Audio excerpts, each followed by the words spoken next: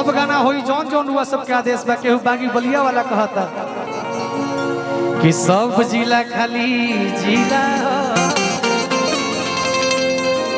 कि हमारे जिला बलिया बागी हो। लेकिन हमारा गौरव भैया और गोलू भैया खातिर कहे होई त का कहब कि हमनी के यार बचपन के यारी कि यारी छुट्टी अब यार भाई भाई के यारी, माई बेटा के यारी, बाबा के संगे नाती के यारी भी रहेला।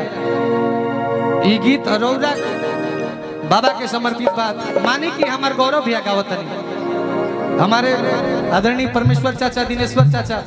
जितने भी गार्जियन हैं उनके जितने भी लाडले लड़के हैं जो बाबा के नाती लगे, वो लोग की ओर से गीत बा। नाती लोग का कहते हैं आज इतना सभा जुटल बा, इतना जलसा लागल बा खाली एक आदमी के जयंती मनावे खातिर। धुन मुहे लगल गोलू भैया अरे कि अपन खोरिया अरे की बाहर आए फाल अरे की अवतारे हमारे पूज्य गुरुदेव कहते हैं कि लई लई माने बर्तन लई के सहारे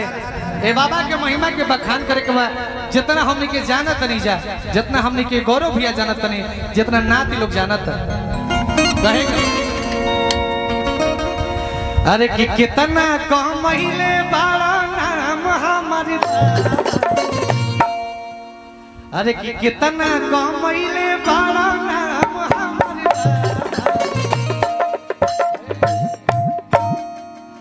अरे कि कितना कमैले बाड़ा नाम हमारी कैसे बुझाई कि नाम कितना कमैले बाने। अरे कि झूठल बास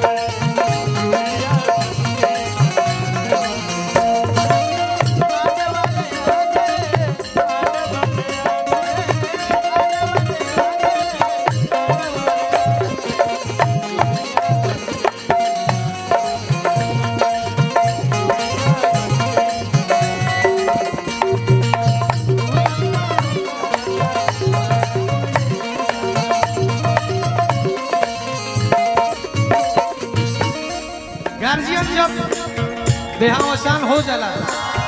उनकर आचरण उनकर संस्कार पूरा परिवार में दिखेला। देखिए हमने के गार्जियन की ओर से ललन राम सप्ताह कार्यकर्ता चाचा जी की ओर से पुरस्कार मिलल। पूज्य बाबा के संस्कार सिखावल पूरा परिवार में बा। तबे तो बाप रे बाप आज पहली बार आंगना में प्रवेश कैले रनिया गौरव भैया के सब चाची सब माई सब भाई भौजाई कितना आशीर्वाद पाके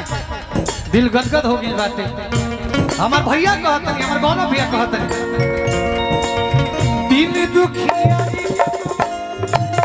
कइला बतिया इहे सिखौले बाड़ा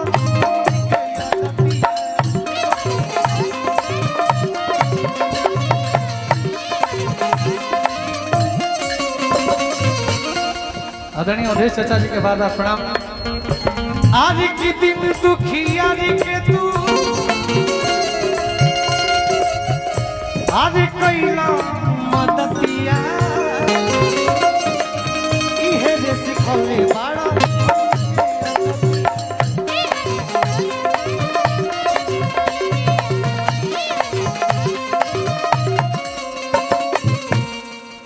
दीन दुखियारी के कैलन तो मदतिया गार्जियन को से पुरस्कार मिलल गौरव भैया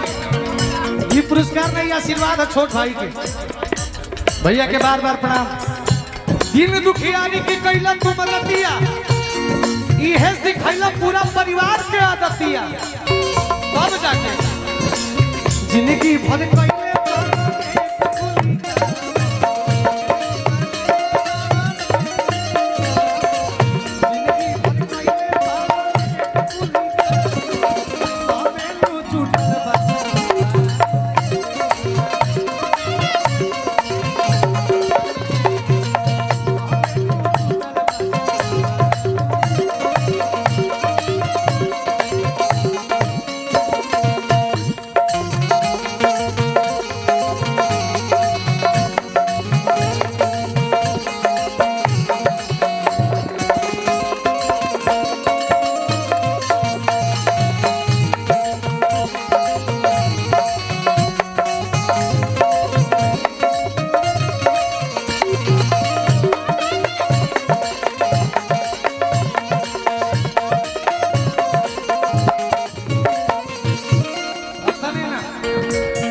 हमार गौरव भैया कहते कि हम जहां तक सुनने बनी अपना दादी के मुख से हमारे मामा जी डॉक्टर हरे कृष्णा मामा को से पुरस्कार आशीर्वाद मिले मामा के बार बार प्रणाम सुनने बनी कि परिवार के लोग के बैठाई के कोना तरीका से पूरा शिक्षा देते रहे कहीं भी मजबूर लोग जब दरवाजा पे आ जाए को ओकरा के कोना तरीका से मदद करी जाला ये हमारे गौरव भैया जब हमनी के मिलल रहनी जा आपस में कुल डिस्कशन होत रहे भैया से पूछने की इतना बड़ा साम्राज्य अरोरा अंदर तन को झलकत नहीं कि का अरोरा अंदर ये आपका बड़प्पन है आपका संस्कार गार्जियन की ओर से बार बार प्रणाम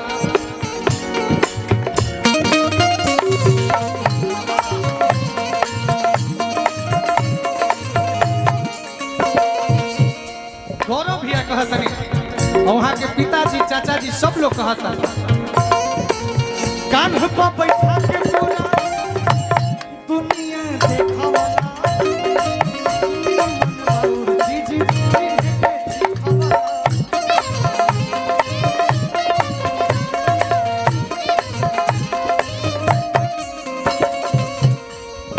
आगे की कान्हा पे बैठा के पूरा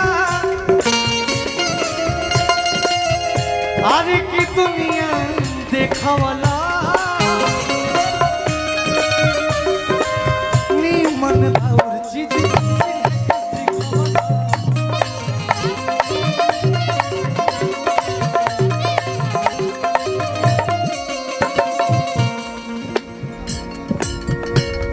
कट्टर सुरेंद्रवादी धतुरी टोला श्यामगढ़ सिंह हमारा भाई की ओर से पुरस्कार मिलल रौड़ा के भी ढेर सारा